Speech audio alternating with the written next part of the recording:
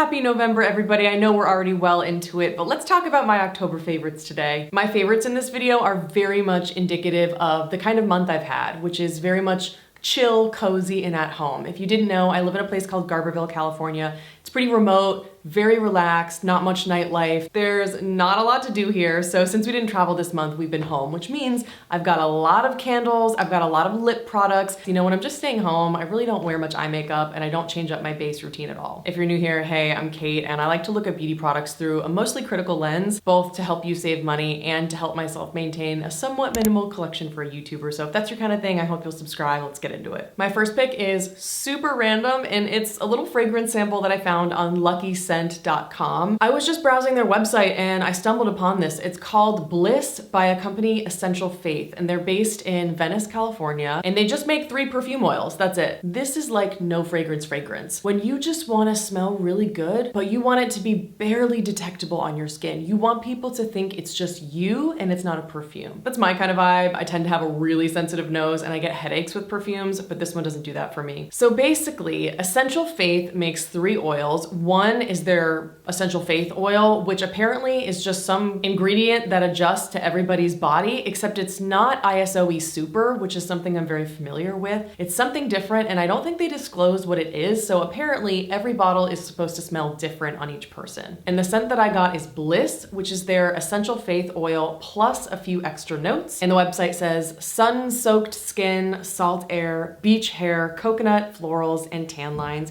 These are the vibes, scents, and mindset of the latest edition, Bliss. Inspired by Love of the Islands, Bliss is an intricately balanced blend of our original Essential Faith oil, fresh coconut, exotic florals, and hints of driftwood. I also saw on their website they have an oil called Aura, which is their Essential Faith oil plus vanilla, so stay tuned for that. I'm definitely gonna review that in my upcoming vanilla fragrance video.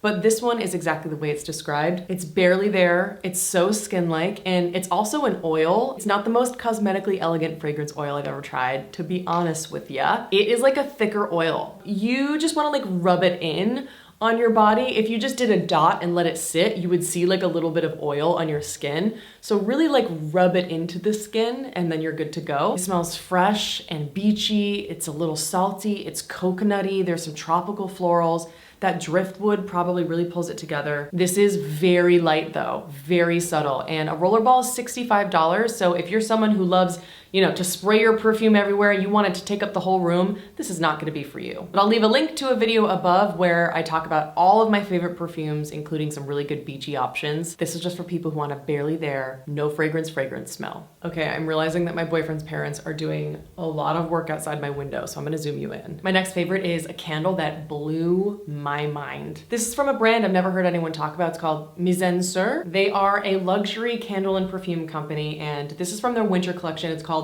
Bois Ardent. I'm assuming it's French, so would it be Bois Ardent?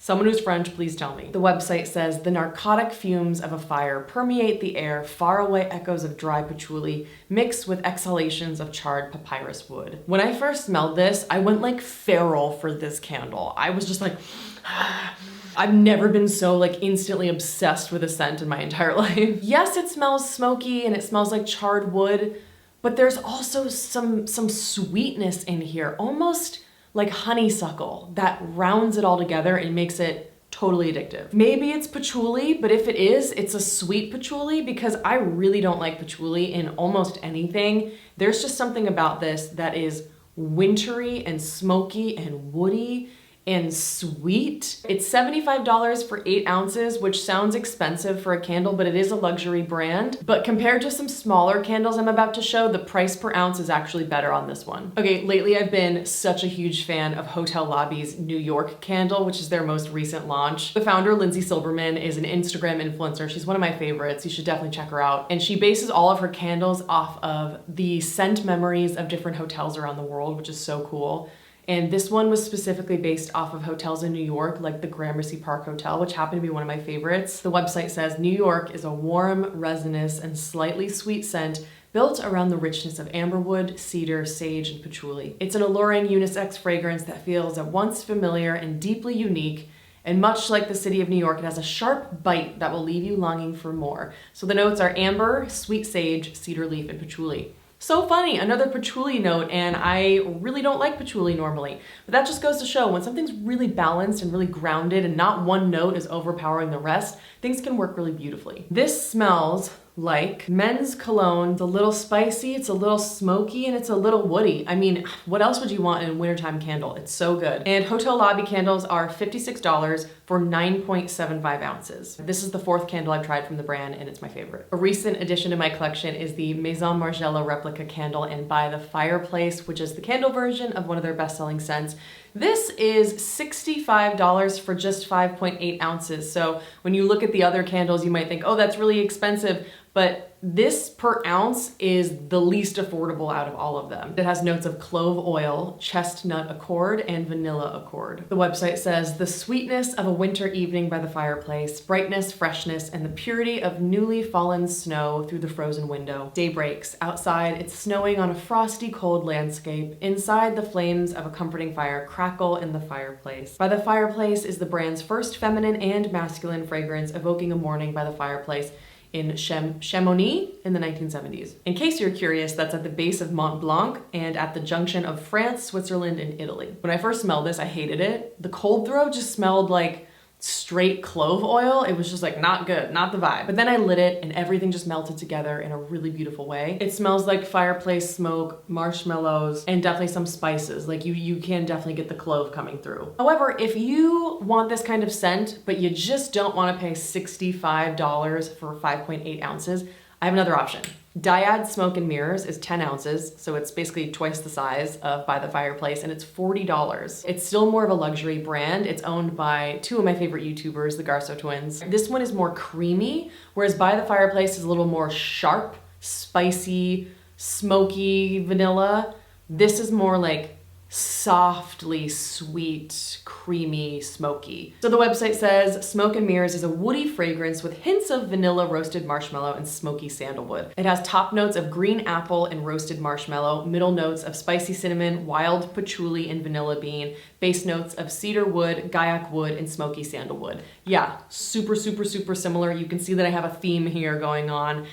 This one is just fantastic. Dyad makes some of my all-time favorite ride or die candles, and if you haven't checked them out, I highly suggest you do. Moving on to body care, I have an amendment to make to a product that I recently included in a fails video, and now it's a favorite. It is the Salt Air Body Wash in Lush Greens. When I first said that it was kind of a favorite, I was just really overwhelmed by how strong the scent is of Salt Air products. I'm not used to body washes lingering on my body for several hours. Sometimes it can be overwhelming, and then like you smell your body wash and you smell your deodorant and you smell your perfume and you smell your hair products and you're just like, oh, there's too much. But I have become totally hooked to this scent, and so now I have to just update you that it is a favorite for me. This is a little travel size. I think it was $7. I got a bunch of different scents to try them out, but the full size bottle is just $12, so such an affordable brand. And the notes of Lush Greens are dewy leaves, cactus flower, and juicy pear. It smells like walking through a lush tropical forest. Ugh, it really does. You smell the pear, you smell the greens. It's fresh, it's fruity, it's juicy. It's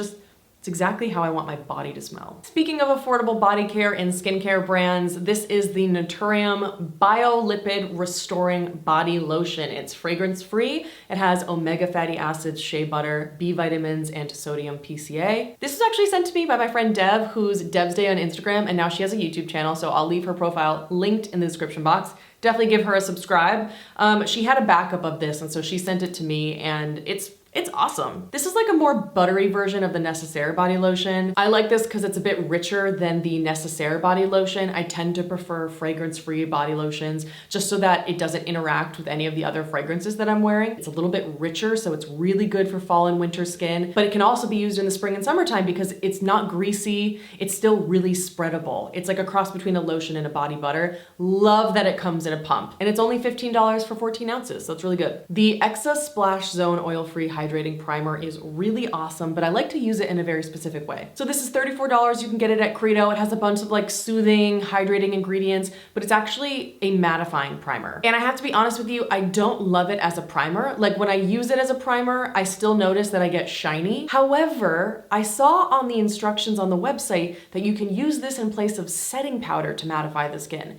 And it's awesome for that. So I'll show you a clip here where I had started getting a little bit shiny in my T-zone. Even though I have super dehydrated skin, I do tend to get oily when I'm wearing makeup. And so I used this primer in my T-zone, and you can see it really does mattify the skin. And then what you're left with is more matte skin that isn't dry or cakey or tight or makeup-y looking in the way that some powder can give you. And I'm just gonna add a touch right now because I get so shiny around my nose under these big studio lights. I don't find that it disturbs my makeup unless I use like 2 pumps, and then it will disturb my makeup. Don't do that. Just use a tiny little bit in the areas where you're oily, where you need it, and it just mattifies everything. And it looks so soft and skin-like. So as a primer, not so sure. As a setting powder, awesome. There's a new brow gel in town that has stolen my heart. It's the Live Tinted Hue Brow Clear Brow Setting Gel. It's $22. You can get it on Ulta, and it is the best brow gel I've ever tried. I'm wearing it right now, and I'll show you the application footage. It goes on clear, and it has a flat end and a curved end,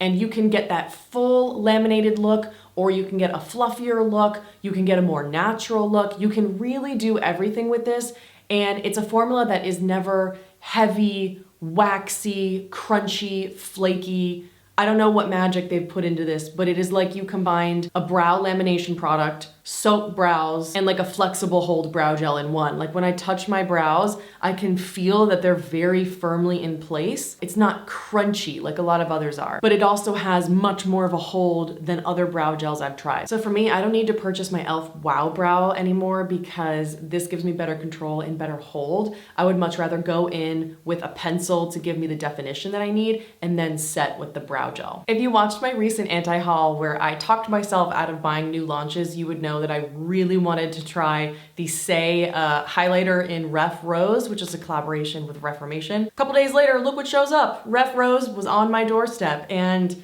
yeah, it's just as good as I thought it was gonna be. You can buy this through Saie's website or Reformation's website directly. I believe it's $28. Same packaging, same applicator as their Dew Blush, a very juicy, dewy, liquid kind of formula. But what's great about this one is the highlighter sets down, whereas their Dew Blush stays very, very wet on the cheeks. This is such a pretty kind of peachy rose gold shade with gold shimmer running through it. Now, what was interesting is when I applied this yesterday, I noticed that when it wore off on my hand, I was like covered in glitter, but it doesn't look that way on the face. So if you see that on your hand when it's swatched, don't let that scare you. On the skin, it just looks like a beautiful, subtle, lit from within glow. I'm wearing it on my face today, and I just think it is so stunning. I actually applied this on top of powder products today, and it worked just fine. So it's much more versatile in that respect, and I also think that it's gonna work on a wide range of people because it seems pretty sheer. When I blend it out, I really don't see any color. I just see like a little bit of shine and gloss. I just love this formula. I hope that this is a huge hit and they end up coming out with multiple different shades because this probably is one of my favorite, if not my favorite product from Saie that I've ever tried. If you've been watching my videos lately, you know that I have been hooked on the Kulfi eyeliners. Those are so good, but Persona recently sent over some eyeliners, and these are their 24-hour waterproof eye pencil. I have black, plum, and bronze. I had brown too, but I don't know where it went. So here they are in my hand right now. We have bronze, plum, and black, and you can see black is very intense. These are so incredibly creamy, and once they dry down, they set and they do not budge. So I'm wearing black on my upper waterline today. I've had my makeup on for about 3 hours now. I have not touched up except for using the Exa primer and touching up my lipstick today. And as you can see, I'm not getting any smudging or any transfer to my lower waterline, which means these babies get my waterline stamp of approval, which is very, very hard to do. I haven't tried these on my lid yet, like doing a winged liner, but I would imagine that they would be perfect for that too because they are so creamy and they set down and don't budge. Absolutely great launch from Persona. My blush favorite is absolutely no surprise to any of you. It's the Laura Mercier blush in Fresco. I'm wearing it today.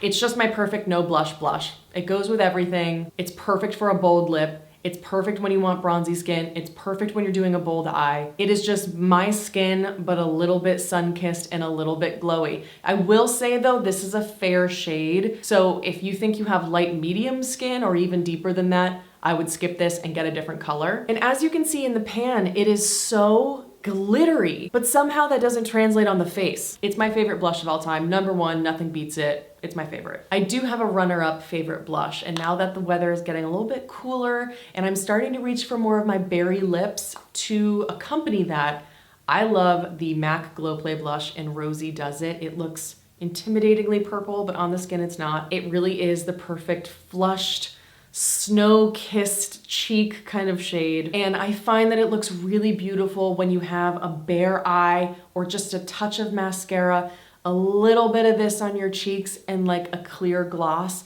or a sheer berry gloss, something like maybe In Beauty Berry Jam. And it is just so fresh and so brightening and so youthful. The MAC Glow Play formula is one of my favorites of all time because it's a cream powder hybrid, which means you get the blendability and the skin-like quality of a cream, but the ease of application and the longevity of a powder. It's like the best of both worlds. My all year round favorite is Blush Please. My summertime favorite is Heat Index, and my wintertime favorite is Rosy Does It. The eyeshadow I'm wearing today is the Kaja Beauty Bento Eyeshadow Trio in Chocolate Dahlia. I love this. It's so perfect for that defined, polished, yet natural kind of look. And Kaja has so many shade options, so if you're a different skin tone than I am, there should be something for everyone. So here are some close-ups. We have the darkest shade on the bottom, then we have this middle shade that is barely darker than my skin color, and then this super shiny glitter topper. And here are the swatches. We have the bottom shade, the middle shade, and the glitter topper. I think Amanda Z said in a recent video, don't judge the Kaja eyeshadows by the swatches. It's how they perform on the eyes. This glitter topper, it just looks like a standard champagne, right? But on the eyes, it totally transforms. So you can see in the application footage here, I'm using the middle shade, and it's just a little bit darker than my skin tone. So it's really easy to kind of make my eyeshadow or my eye shape change. Like I can kind of wing my eyeshadow out a little bit without it looking like I'm wearing eyeshadow. It's just my perfect definer shade in the crease. And then I'll take the bottom shade, I'll put that on the lower lash line. You can use it as an eyeliner or you can use it as eyeshadow, of course. And then I add the glitter topper, and that's when everything comes together because the glitter isn't like a metallic shadow with a lot of base pigment. It actually is more like scattered glitter pigments. So I just love that it looks a little bit chunkier on the eyes than a metallic shadow. The only con that I have to this product is that I do find their glitter toppers have a bit of fallout, which is a little bit annoying. But honestly, given the fact that these are $26 for 3 shades, I mean, you can't really beat that. Another very soft, natural, neutral kind of palette to go along with all the bold lips I've been wearing recently is Charlotte Tilbury Pillow Talk. Now this is a palette that is $53, I believe, for 4 shadows, and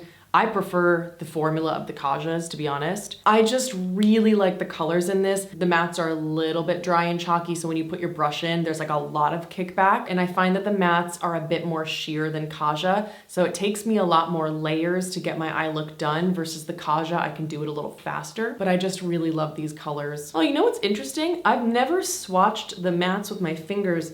The mattes feel a lot more creamy in the pan, but on my hand, they're like way more sheer and dry. I don't know, can you see what I'm talking about? It's way less smooth than Kaja. It's like a lot more dry, but in the pan, they feel really creamy. Anyways, no one cares. So here is Pillow Talk swatched. I just love the colors of these mattes. One's a little bit rosier, one's a little bit more of like a slightly warm but neutral brown. This shimmer shade's really nice in the inner corner or on the brow bone because it's not chunky at all. But this glitter topper is such a disappointment. Like I just had to dig my nail in to get any glitter payoff. So if you can find these colors in a different formula, I would probably do that. But because I have this and Charlotte Tilbury sent this to me in PR, I'm happy to have it, but I just want to be honest with you that because of the formula, I probably wouldn't go out and spend my money on this personally. And the last very natural neutral palette I've been wearing with my bold lips is the Glossier Monochromes palette in Almond. I have a lot of content on my channel featuring this, and I will link on the screen above a video where I reviewed the Glossier Monochromes palette. Again, same thing with Charlotte Tilbury. I really don't like the formulas of this because the matte is very sheer and dry, and there's basically no variation between the satin and the metallic. Like there's barely a difference. And the satin is only slightly more sheeny than the matte. They just really messed this formula up, but what they did is gave me the eyeshadow shade of my dreams. This is surprisingly hard to find. It looks just like a basic champagne-y brown, but it's not.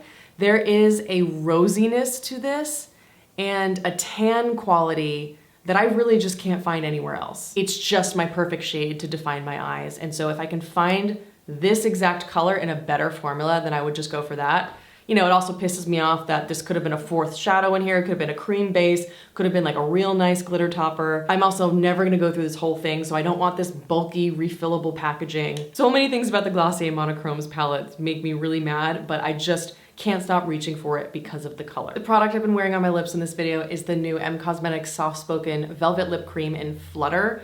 You know me, I'm not a bold lip girl, I'm not a red lip girl, but this really kind of turned me into one this month. Oh no. Okay, John's dad is gonna be doing a lot of work again outside, so I'm gonna zoom you in. I really don't ever reach for red lip products. It's probably the color I reach for the least out of everything that I own. I just have never found a red that feels really flattering on me. I don't know what it is, something about red has never connected with me, and also John really doesn't like red lips.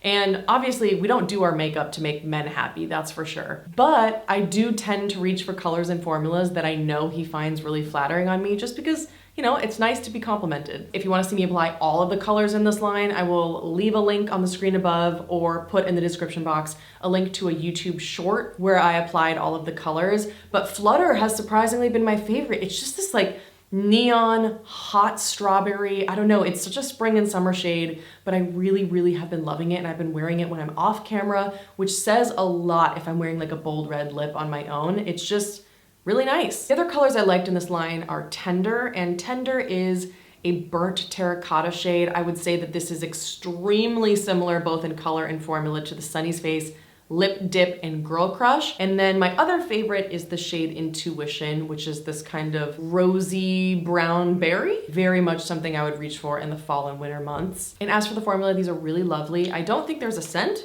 The tiniest little hint of something very subtly sweet, but like you would not notice it. These are a velvety matte cream, so they are opaque. They're really comfortable. They're blurring, which is really nice. I don't know if you can see on my lips or how it's been throughout the video, but I don't find that they emphasize texture like a lot of matte lips. I know Michelle Phan said that the formula was intended to be very much blurring, and I don't find that they make my lips feel dry at all. But Michelle Phan did say that she spent like, you know, a really long time developing this formula. The technology just didn't exist to create this matte lip. And I just think that that's kind of a weird stance because these are so similar to the NYX Soft Matte Lip Creams, the Sunny's Face Lip Dips, which I find actually even more comfortable than this formula, the MAC Powder Kiss lipsticks. I know a lot of people mention that a ton of K-beauty brands have similar matte lip formulas. So I don't agree with the messaging that these are like a groundbreaking, comfortable matte lip formula, but what they are is really comfortable and beautiful and flattering and lovely. A product I didn't like at first and now I love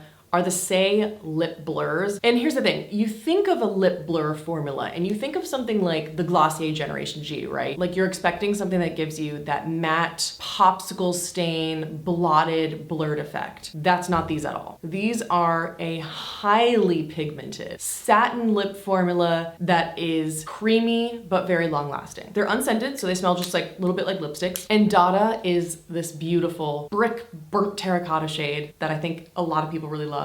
I think this is such a good like universal shade, but the one that really surprised me is the shade Modern, and I would describe it as a rosy brown. If I really build it up, it can be a little bit like mauve-y on me, but I tend to just do one swipe on my bottom lip, press my lips together, and then I'll kind of rub around my lips and blend it in, and I'm good to go. God, I have so many lip products. I'm so sorry. The next one is the Chantecaille Lip Shake in the shade Ceylon. It's such a good like medium to deep brown. You can apply it like I am in the footage, like super sheerly, just a wash of color to make your lips look a little bit more brown, so it can be very much like a no makeup shade. But you can build this baby up and it can be super pigmented if you want it to. I love this formula. It smells ever so slightly sweet, just like the Charlotte Tilbury Happy Kiss lipstick balms. And it's basically like that Charlotte Tilbury formula, but just a little bit stiffer. I want to stare at it forever. I own 3 shades. I love them. They come in like, I want to say at least 20 colors, so there's something for everyone. And I'll link on the screen above a video where I swatched my entire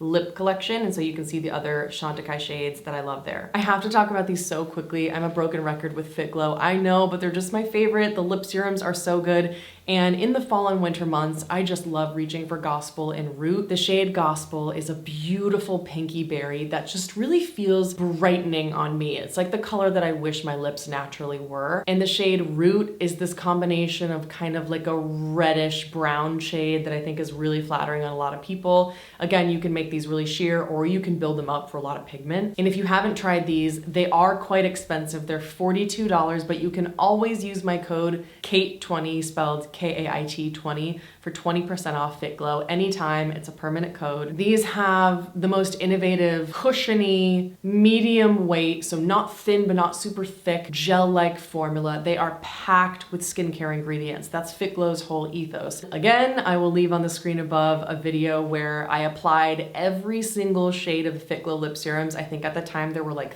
30, and I swatched all of them on my arms by color category. So I tried to be really helpful in the content. So definitely check those out. These are one of my favorite products of all time for a reason. An affordable lip option is the Naturium Fitglow Lip Balm in Jam. I also love the shades Petal and Lychee, but this is just my ride or die right now for the fall months. Jam is a stunning berry brown. Oh, it's the most beautiful color. And this formula does what not a lot of lip products do, especially in this price range.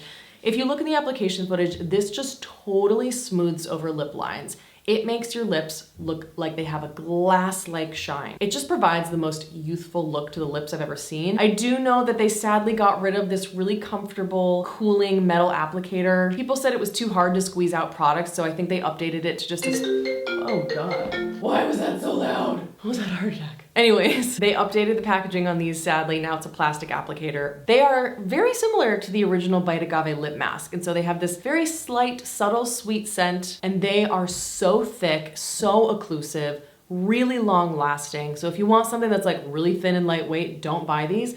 But I think these are fantastic. You can get them at Target and they're just a few dollars. They're so good. I think they're like $12. Live Tinted, another product that has just been blowing my mind, is their Hue Gloss. Sadly, they only have 2 shades. This is in the shade Brave. I like that you can make it sheer and just do a couple dabs on your lips, or you can really build it up for full pigment. For those of you who like unscented lip products, this has no scent. It also has a really nice big applicator. And this is a really thick, liquid lip balm formula. Do not think of this as a gloss. And Live Tinted just launched a limited edition holiday kit that features a 3rd Hue Gloss shade, which is like a lip luminizer, just kind of like a shimmery champagne color. So don't sleep on Live Tinted. You can find them at Ulta. Okay, lastly, I just have 2 lip liners. I'm gonna be so fast. The Makeup Forever Wherever Walnut Liner was another product that was influenced by my friend Dev. Definitely don't forget to subscribe to her. She's awesome. On me, Wherever Walnut is a mauve brown. There's a little bit of warmth to it, so it's not super cool toned, but it's really versatile.